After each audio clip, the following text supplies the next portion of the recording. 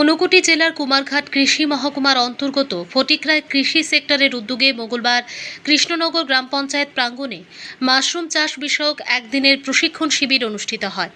কৃষিতে বিকল্প আয়ের উৎস সৃষ্টি এবং গ্রামীণ এলাকার মহিলাদের অর্থনৈতিকভাবে স্বাবলম্বী করে তোলার লক্ষ্যে এই প্রশিক্ষণের আয়োজন করা হয়। প্রশিক্ষণ শিবিরে উপস্থিত ছিলেন কৃষ্ণনগর গ্রাম পঞ্চায়েতের প্রধান শিখা পাল, ফটিকরায় কৃষ্ণ দপ্তরের সেক্টর অফিসার মুক্তা পাল এবং রিসোর্স পার্সন সৌরদীপা দাস সহ অন্যান্যরা। এতে কৃষ্ণনগর ও ফটিকরায় এলাকায় প্রায় 25 জন স্বনির্ভর গোষ্ঠীর মহিলা সদস্য অংশগ্রহণ করেন। প্রশিক্ষণে অংশগ্রহণকারীদের মাশরুম চাষের উপযোগী পরিবেশ তৈরি, বীজ সংরক্ষণ, উৎপাদন ও পরিচর্যা পদ্ধতি, রোগবালাই দমন, সংগ্রহ, বিপণন এবং স্বল্প খরচে অধিক লাভের বিভিন্ন কৌশল সম্পর্কে হাতে কলমে প্রশিক্ষণ দেওয়া হয়।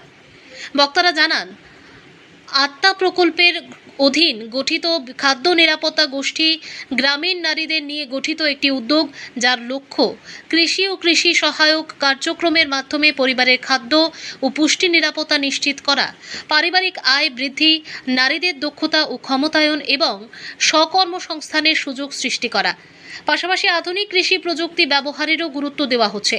এছাড়াও মাশরুম চাষের মাধ্যমে কিভাবে স্বল্প পুঁজিতে লাভজনক উদ্যোগ গড়ে তোলা যায়, বাজারজাতকরণের সুযোগ তৈরি করা যায় এবং গোষ্ঠীভিত্তিক উদ্যোগের মাধ্যমে স্থায়ী আয়ের পথ সুগম করা সম্ভব, সেসব বিষয়ে বিস্তারিত আলোচনা করা হয়।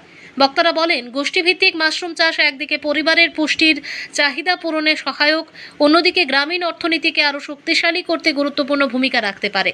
কুমারঘাট প্রতিনিধির রিপোর্ট, প্রতিদিন ত্রিপুরা। আমার নাম গৌরী ভট্টাচার্য, আমি একজন কৃষি সখী ফটিকরায় জিপি। আর আজকে এখানে কৃষ্ণনগর গ্রাম পঞ্চায়েতে একটা সেক্টর থেকে একটা মাশরুমের ট্রেনিং করা হয়েছে। কৃষ্ণনগর জিপিতে 15 জন দিদি এবং ফটিকরায় জিপিতে 10 জন দিদি নিয়ে ট্রেনিং করা নিয়েছে। কুমারঘাট থেকে একজন ম্যাডাম, সেক্টর থেকে ম্যাডাম এবং ফটিকরায় থেকে একজন সেক্টর ম্যাডাম এবং বিএলডব্লিউ সহ আর কৃষ্ণনগর গ্রাম পঞ্চায়েতের প্রধান সহ এই ট্রেনিংটা করা নিয়েছে। তো এই ট্রেনিংতে দিদিরা অনেক কিছু শিখছে এবং ভালোভাবে শিখাইছে, হাতে কলমে শেখা নিয়েছে। এখান থেকে গ্যাসিরা আমার দিদিরা যাতে সব এই ব্যবসাটা শুরু করতে পারে, এটা একটা লাভদায়ক ব্যবসা, দিদিরা স্বাবলম্বী নিতে পারে। আচ্ছা, মাশরুম চাষ নিয়ে এর আগেও কি আপনারা প্রশিক্ষণ নিয়েছেন? আমরা এই ট্রেনিংটা এরকমই পাইছি না, আমি একটু অন্যভাবে পাইছি অন্য জায়গা থেকে।